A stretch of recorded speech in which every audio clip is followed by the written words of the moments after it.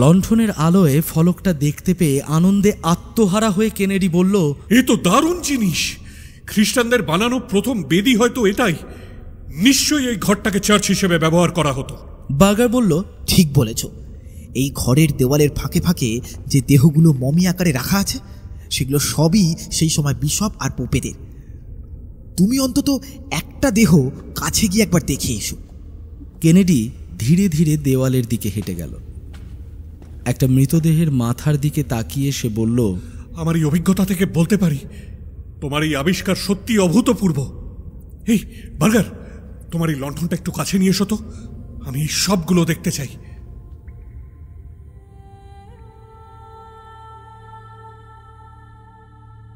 ন্যাড়া ছাদের গপ্পতে আপনাদের সবাইকে স্বাগত জানাই।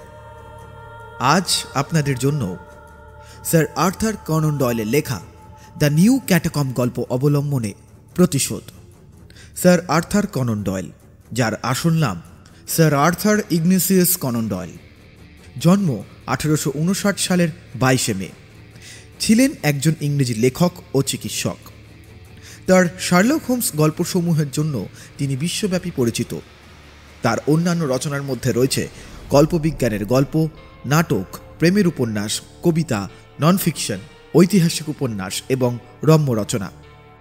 লন্ডনে ভেষজ বিদ্যা বিষয়ে পড়াশোনা করার সময় তিনি তার অবসর সময়ে লিখতে আরম্ভ করেন সুবিখ্যাত শার্লক হোমস সিরিজ। তার প্রথম সাফল্য আসে আ স্টাডি ইন স্কারলেট এই গল্প অবলম্বন করে। বাস্তব জীবনেও তিনি দুবার গোয়েন্দাগিরি করে অন্যায়ভাবে দোষী সাব্যস্ত ব্যক্তিদের নির্দোষ প্রমাণ করতে সফল হন। তার মৃত্যু হয় 1930 সালের 7 জুলাই। আজ ন্যাড়া ছাদের গপ্পতে শুনবেন তারই লেখা দ্য নিউ ক্যাটাকম্ব গল্প অবলম্বনে প্রতিশোধ। মুখ্য চরিত্রে কেনেডি ও বার্গার। গল্প পাঠে রিতম ব্যানার্জি। শুরু হচ্ছে আজকের গল্প, স্যার আর্থার কনন ডয়েলের লেখা দ্য নিউ ক্যাটাকম্ব গল্প অবলম্বনে প্রতিশোধ।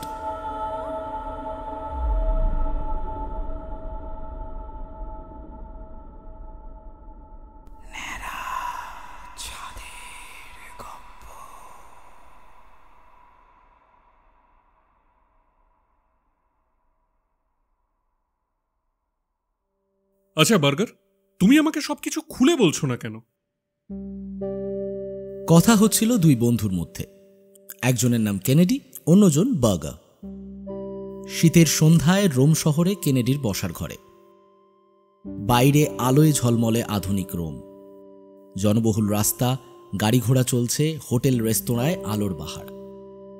কিন্তু কেনেডির ঘরে প্রাচীন রোমের বিভিন্ন স্মৃতিচিহ্নের সমারোহ। কেনেডির আসল বাড়ি ব্রিটেনে। পেশায় ও নেশায় পুরাতত্ত্ববিদ। ঘরের একটি দেওয়ালে ঝুলছে প্রাচীন রোমের একটি দেওয়াল চিত্রের অংশবিশেষ। এদিক ওদিকে রাখা রোমান সেনেটর ও যোদ্ধাদের কিছু পুরনো আমলের আবক্ষ মূর্তি। ঘরের সেন্টার টেবিলের ওপর পুরনো রোমের জনস্নানাগারের একটা ছোট সংস্করণ রাখা আছে। এছাড়া ঘরের বিভিন্ন জায়গায় ছড়ানো পুরনো রোমের টুকিটাকি স্মৃতিচিহ্ন, শিলালিপির টুকরো, গয়না, বাসনপত্র ইত্যাদি। সবই প্রত্নতাত্ত্বিক খনন কার্যের সময় উদ্ধার করা। এমনকি সিলিংয়ে ঝোলানো একটা অতি প্রাচীন ফুলদানি। প্রতিটি জিনিসই প্রামাণ্য এবং দুর্লভ। অর্থ দিয়ে এগুলির দাম নিরূপণ করা যায় না। কেনেডির বয়স 30-এর সামান্য বেশি, কিন্তু এই অল্প বয়সেই পুরনো রোমের ওপর পুরাতাত্ত্বিক গবেষণায় তার নাম সারা ইউরোপে ছড়িয়ে পড়েছে। ধনী পরিবারের সন্তান হিসাবে আর্থিক সচ্ছলতার জন্য কেনেডি মাঝে মাঝে একটু আধটু পয়সা উড়িয়ে ফুর্তি করলেও তার বুদ্ধি এত তীক্ষ্ণ এবং প্রত্নতত্ত্বের প্রতি ভালোবাসা এত তীব্র যে সে দীর্ঘ সময় নিবিষ্ট চিত্তে গবেষণাগারে কাজে ব্যস্ত থাকে। কেনেডি বেশ সুপুরুষ, কপাল চওড়া, নাকটি তীক্ষ্ণ, মুখে যুগপথ দৃঢ়তা ও দুর্বলতার ছাপ। কেনেডির বন্ধু জুলিয়াস বার্গার কিন্তু সম্পূর্ণ অন্য ধরনের মানুষ। বার্গারের বাবা জার্মান, মা ইটালিয়ান। জার্মানির শারীরিক শক্তি ও কঠোরতার সঙ্গে ইটালির কমনীয়তা, এই বৈপরীত্যের সমাবেশ বার্গারের ব্যক্তিত্বে। তার চেহারায় প্রথমেই চোখে পড়ে তার নীল চোখ, বিশাল কপাল ও সোনালি চুল। সেই সঙ্গে নজরে পড়ে তার রোদে জ্বলা গায়ের রং।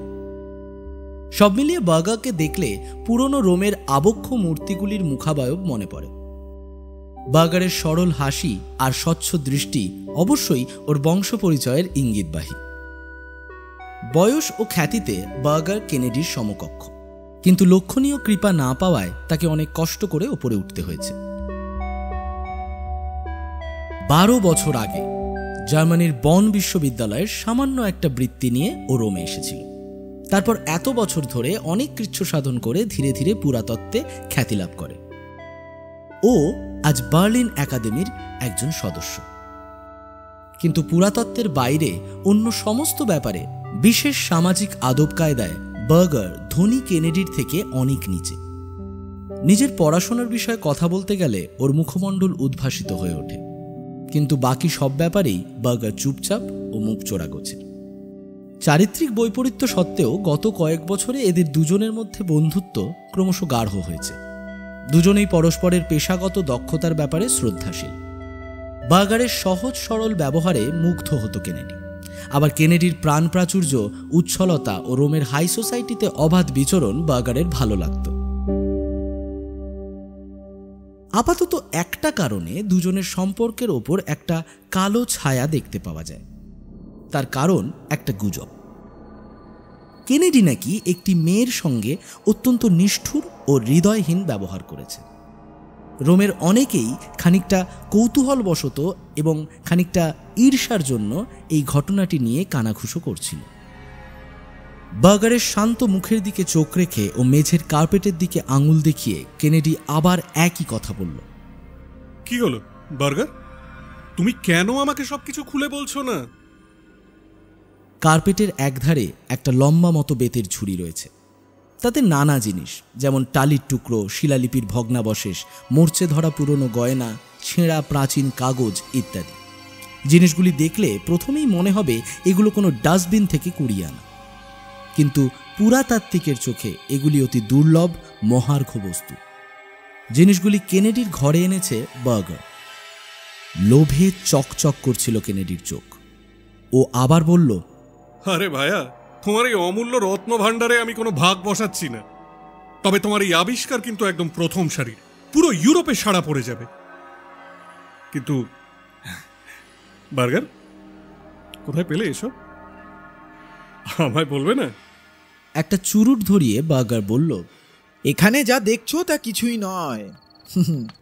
আমার আবিষ্কৃত জায়গায় 12 জন পুরাতাত্ত্বিক এই ধরনের জিনিসের মধ্যে অনায়াসে সারা জীবন কাটিয়ে দিতে পারে। কেনেডি কপাল কুঁচকে গোফে হাত বুলোতে বুলোতে বলল, বার্গার, তুমি না বললেও আমি ঠিক বুঝতে পেরেছি।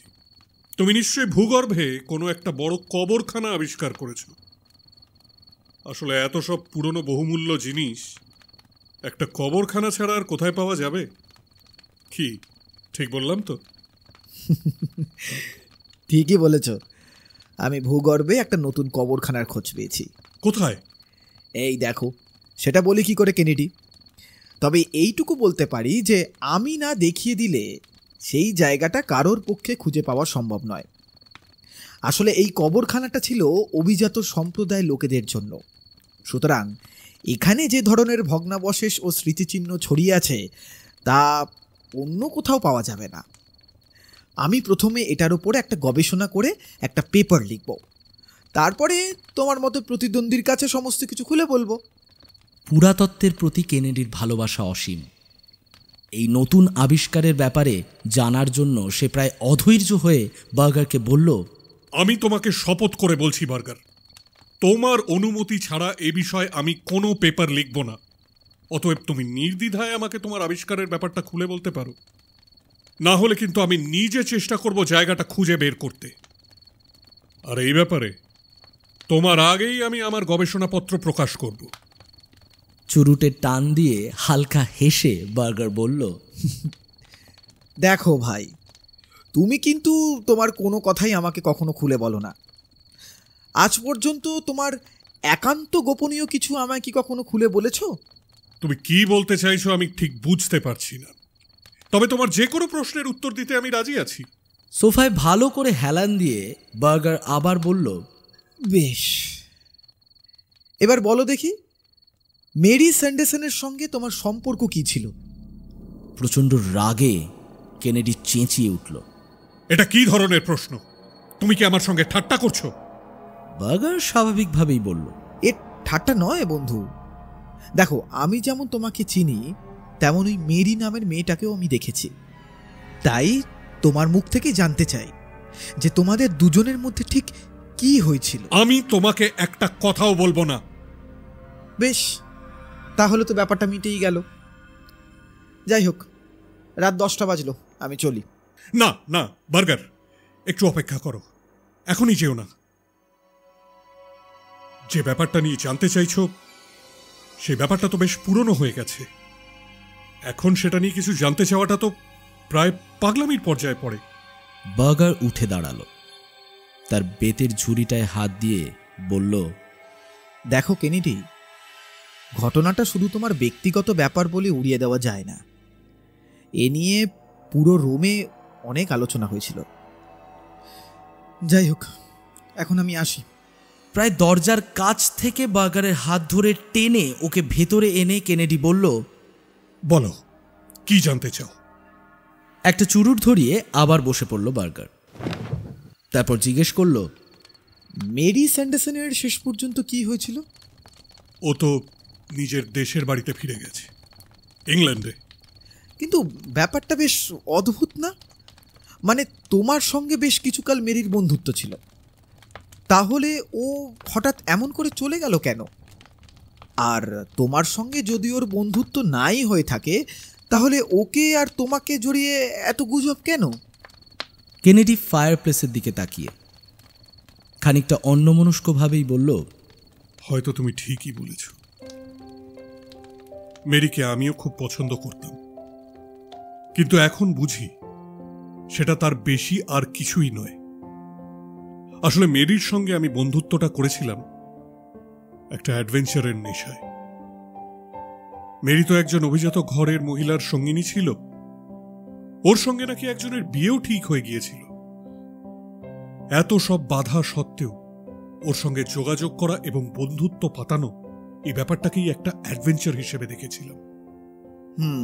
কিন্তু মেয়েটির হবু স্বামীর কি হলো? কে জানে কি হয়েছে। লোকটা নিশ্চয়ই আমার তুলনায় অত্যন্ত সাধারণ মানের ছিল। আরেকটা প্রশ্ন, এত তাড়াতাড়ি তুমি কিভাবে মেয়েটিকে বিদায় করলে? আমাদের ব্যাপারটা জানাজানি হওয়ার পর মেয়েটি আর রোমে থাকতে চায়নি। এদিকে আমার পক্ষে রোম ছেড়ে বেরোনো অসম্ভব। তাছাড়া ওর বাবাও খুব রাগারাগি করেছিলেন, তাই আমি ধীরে ধীরে নিজেকে এই সম্পর্ক থেকে সরিয়ে নিলাম। আর আমার কিছু বলার নেই।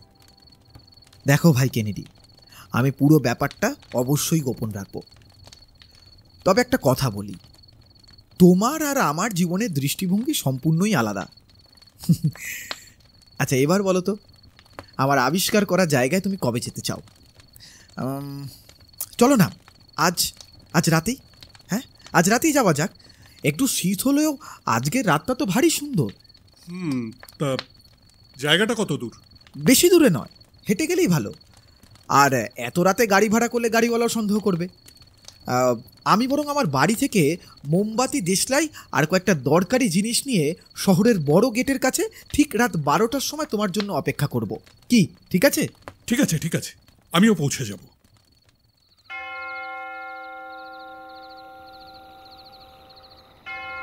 শহরের ঘড়িঘরে যখন রাত 12টার ঘণ্টা বাজছে, ঠিক তখনই হাতে একটা লণ্ঠন ঝুলিয়ে ওভারকোট পরা বার্গার নির্দিষ্ট স্থানে এসে হাজির হলো। একটু দূরেই অপেক্ষারত কেনেডি এগিয়ে এলো বার্গারের কাছে। রাতের হাওয়া বেশ ঠান্ডা, শরীর গরম রাখতে দুজনেই পাথুরে রাস্তার ওপর দিয়ে দ্রুত চলতে লাগলো। রাস্তায় দু একজন বিক্ষিপ্ত পথচারী ছাড়া আর জনমানুষের চিহ্ন নেই। রাস্তার দুধারে কবরখানা ও অনেক স্মৃতিসৌধ। বেশ খানিকটা গিয়ে সেন্ট ক্যালিক্সটাসের সমাধির কাছে বার্গার থামল। বার্গার বলল, দাঁড়াও, এর খুব কাছেই আমার আবিষ্কৃত সমাধি। এই যে এদিকে এসো। হ্যাঁ, এই যে দেখছো সরু রাস্তাটা, এটা দিয়ে যেতে হবে। আর তুমি কিন্তু আমার পেছনে পেছনেই এসো। হ্যাঁ। কাঠের তৈরি একটা ফাঁকা গোয়াল ঘরের কাছে গিয়ে বার্গার পকেট থেকে চাবি বের করল। কেনেডি বলল, এ কি, তোমার ভূগর্ভের ভাণ্ডার এই বাড়ির মধ্যে নাকি? হ্যাঁ, এটাই রাস্তা। এই ঘরটির জন্য লোকে ভাবতেই পারবে না যে এর নিচে কি আছে। এমনকি বাড়ির মালিকও জানে না যে তার বাড়ির নিচে আছে পুরাতাত্ত্বিক রত্নভাণ্ডার। তাই এই বাড়িটা আমি ভাড়া নিয়েছি। ভেতরে এসে দরজাটা বন্ধ করে দাও। যদিও বাড়িটা জনহীন, বার্গার তবুও লণ্ঠনের বেশিরভাগটাই ওভারকোট দিয়ে ঢেকে রাখল, যাতে বাইরে থেকেও কেউ তাদের উপস্থিতি টের না পায়। ঘরের এক কোণে কাঠের মেঝেটা বেশ ঢিলে ছিল। দুজনে মিলে সেখান থেকে কয়েকটা তক্তা তুলে দেওয়ালের গায়ে দাঁড় করিয়ে রাখল। মেঝের ফোকরটা থেকে নিচে পাথরের সিঁড়ি নেমে গেছে। বার্গার আগে হাতে আলো নিয়ে নামল, পেছনে কেনেডি। নিচে নেমে মনে হলো এটা যেন বুনো খরগোশের গর্ত, অর্থাৎ অজস্র অলিগলিতে ভরা। একবার রাস্তা হারিয়ে ফেললে সঠিক রাস্তা খুঁজে বাইরে বেরিয়ে আসা অসম্ভব বললেই হয়।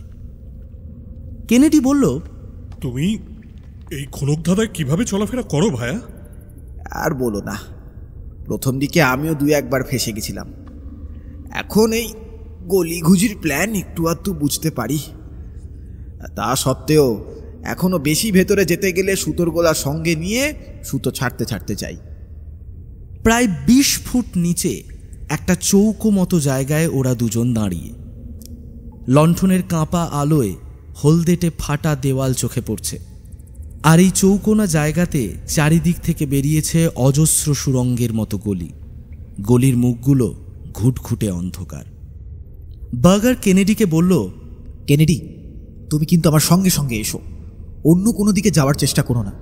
তোমাকে সোজা নিয়ে যাচ্ছি সেই দুর্লভ জিনিসটির জায়গায়। মাঝে মাঝেই এক একটা গলি দুভাগে বিভক্ত হয়ে যাচ্ছে। বার্গার কিন্তু নির্দ্বিধায় এগিয়ে চলছে, যেন মনে হয় যাওয়ার পথে ও কোনো গোপন চিহ্ন রেখে গিয়েছে।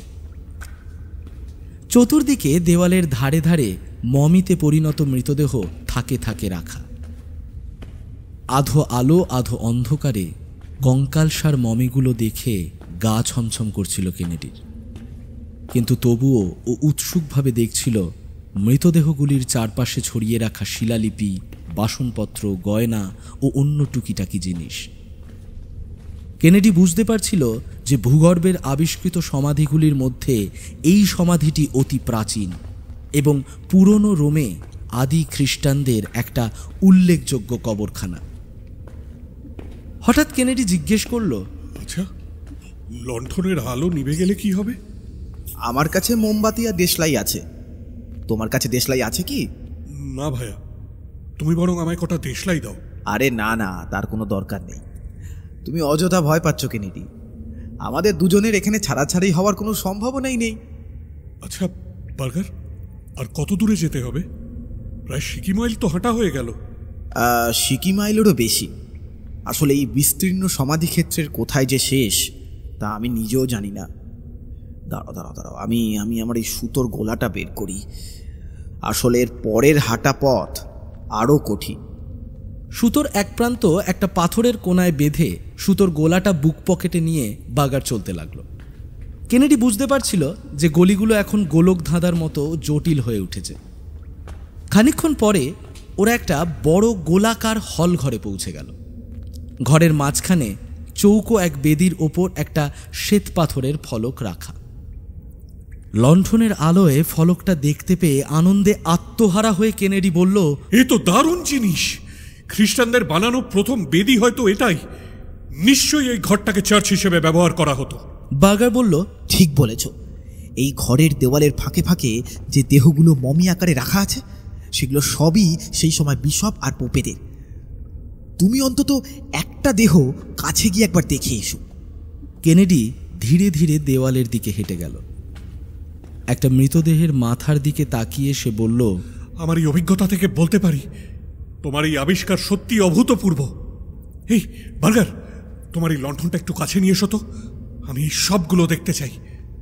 ততক্ষণে বার্গার একটু দূরে সরে গেছে এবং হলঘরের অন্য দিকে গিয়ে দাঁড়িয়েছে।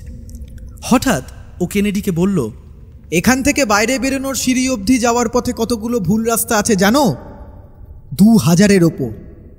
প্রাচীন খ্রিস্টান সম্প্রদায় এইরকম গোলকধাঁধা বানিয়ে নিজেদের সমাধিক্ষেত্র রক্ষা করত। সঙ্গে আলো থাকলেও এখান থেকে বেরোনো কঠিন। আর অন্ধকার হলে তো কথাই নেই। হ্যাঁ, আমারও তাই মনে হয়। জানো কেনেডি, এই অন্ধকার ভয়াবহ। একবার এই অন্ধকারের অভিজ্ঞতার সঞ্চয়ের চেষ্টা করেছিলাম, আজ আবার একবার চেষ্টা করি। এই বলেই বার্গার লণ্ঠনের দিকে ঝুঁকল, আর পর মুহূর্তেই সবকিছু নিশ্ছিদ্র অন্ধকারে ঢেকে গেল। যেন একটা অদৃশ্য হাত কেনেডির দু চোখ চেপে ধরে আছে। এই অন্ধকারে যেন একটা শরীরী সত্তা আছে যা কেনেডিকে পিষে ফেলতে চাইছে। এই অন্ধকার যেন একটা নিরেট দেওয়াল, যার কাছে যেতে শরীর ভয়ে কেঁপে ওঠে। অনেক হয়েছে বার্গার, এবার আলোটা জ্বালো। বার্গার তখন হাসতে আরম্ভ করল, ও সেই হাসির গা ছমছমে প্রতিধ্বনি ঘরের চারদিক থেকে শোনা যেতে লাগলো। বার্গার বলল, কি হলো কেনেডি, ঘাবড়ে গেলে নাকি? আর দেরি করো না, এবার আলোটা জ্বালাও। কেনেডির গলায় ব্যাকুলতা। জানো কেনেডি, তোমার কথা শুনে আমি বুঝতেই পারছি না তুমি কোনখানে দাঁড়িয়ে। তুমি কি বুঝতে পারছো আমি কোথায়? না, মনে হচ্ছে তুমি আমার চারিদিকেই দাঁড়িয়ে আছো। জানো কেনেডি, আমার কাছে এই সুতোটা আমার হাতে না থাকলে আমি বুঝতেই পারতাম না যে আমি কোন রাস্তা ধরে ফিরবো। তাড়াতাড়ি আলোটা জ্বালাও, শেষ করো এই তামাশা। কেনেডি, কেনেডি, তুমি দুটো জিনিস খুব পছন্দ করো, হ্যাঁ? এক হচ্ছে অ্যাডভেঞ্চার, আর 2 নম্বর হলো যে কোনো রকম বাধা অতিক্রম করা। এই গোলক দাদা থেকে বেরোনো হবে তোমার আসল অ্যাডভেঞ্চার। আর বাধাগুলো হচ্ছে এই অন্ধকার আর 2000 ভুল রাস্তা। ঠিক জায়গায় পৌঁছতে তোমার একটু অসুবিধা হবে, হ্যাঁ কেনেডি, একটু অসুবিধা হবে, কিন্তু তোমার হাতে যে এখন প্রচুর সময়, তাড়াহুড়ো করার কোনো দরকার নেই, কোনো দরকার না। আর মাঝে মাঝে যখন বিশ্রামের জন্য একটু থামবে, তখন একটু মেরি স্যান্ডারসনের কথা ভেবো। আর এটা ভেবে দেখো যে তুমি ওর সঙ্গে যথাযথ ব্যবহার করেছিলে কিনা। শয়তান, তুমি কি বোঝাতে চাইছো? বিকৃত গলায় চিৎকার করে কেনেডি সেই ঘরে ছোট ছোট বৃত্তাকারে ঘুরতে লাগলো, আর যেন সেই ঘন অন্ধকারকে 2 হাত দিয়ে চেপে ধরতে চাইল। বার্গার, আমায় ছেড়ে যেও না। বার্গার, বার্গার, বার্গার, আমায় ছেড়ে যেও না। একটু দূর থেকে বিদ্রুপের সুরে কথা ভেসে এলো, বিদায় কেনেডি, বার্গার, আমায় ছেড়ে যেও না। বার্গার, তুমি এখন নিশ্চয়ই বুঝতে পারছো যে তুমি মেরির প্রতি অন্যায় করেছিলে। খালি একটা ছোট্ট ব্যাপার তোমাকে বলা হয়, মেরির বিয়ের সম্বন্ধ হয়েছিল একটা গরিব সামাজিক আদব কায়দা না জানা লোকের সঙ্গে, আর সেই লোকটার নাম জুলিয়াস বার্গার।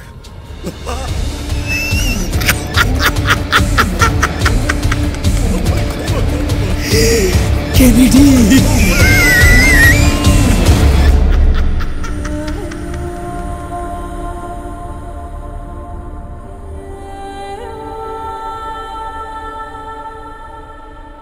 দু মাস পর ইউরোপের একটি খবরের কাগজে নিম্নলিখিত সংবাদটি বেরোয়। রোমের সদ্য আবিষ্কৃত ভূগর্ভের একটি সমাধিক্ষেত্রকে পুরাতত্ত্বের জগতে একটা আবিষ্কার বলা যেতে পারে। জার্মানির তরুণ পুরাতত্ত্ববিদ জুলিয়াস বার্গার এই সমাধিক্ষেত্রটি আবিষ্কার করেন। প্রাচীন খ্রিস্টান সম্প্রদায়ের বিভিন্ন স্মৃতিচিহ্নে ভরা এই সমাধিক্ষেত্র পুরাতত্ত্বের ইতিহাসে নিঃসন্দেহে একটি গুরুত্বপূর্ণ সংযোজন, যদিও এই আবিষ্কারের ওপর গবেষণাপত্রটি বার্গারের লেখা। তবে মনে হয় আরেক কম ভাগ্যবান পুরাতাত্ত্বিক এই জায়গাটি বার্গারের আগেই আবিষ্কার করেছিলেন। মাস 2 আগে তরুণ ব্রিটিশ পুরাতাত্ত্বিক কেনেডি হঠাৎ নিখোঁজ হয়ে যান। অনেকে ভেবেছিলেন একটি মেয়েকে জড়িয়ে একটা কলঙ্কজনক ব্যাপারে তার নাম এসে যাওয়ায় তিনি রোম ছেড়ে চলে গেছেন। এখন বোঝা যাচ্ছে পুরাতত্ত্বের প্রতি ভালোবাসাই তাকে বিপদের মুখে ঠেলে দিয়েছিল। কেনেডির মৃতদেহ সম্প্রতি ওই সমাধিক্ষেত্রেই পাওয়া গেছে। মৃতদেহের পা আর জুতোর অবস্থা দেখে মনে হয় কেনেডি দিনের পর দিন ওই ভূগর্ভের গোলক ধাঁধায় পথ হারিয়ে ঘুরে বেরিয়েছিলেন। এমনকি মোমবাতি বা দেশলাই পর্যন্ত সঙ্গে না নিয়ে ওই ভূগর্ভে ঢুকে তিনি চরম নির্বুদ্ধিতার পরিচয় দিয়েছেন। ব্যাপারটা আরও বেদনাদায়ক এই কারণে যে কেনেডি ছিলেন ডাক্তার জুলিয়াস বার্গারের ঘনিষ্ঠ বন্ধু। কেনেডিকে হারানোর বেদনা ডক্টর বার্গারের আবিষ্কারের আনন্দকে অনেকটাই ম্লান করে দিয়েছে।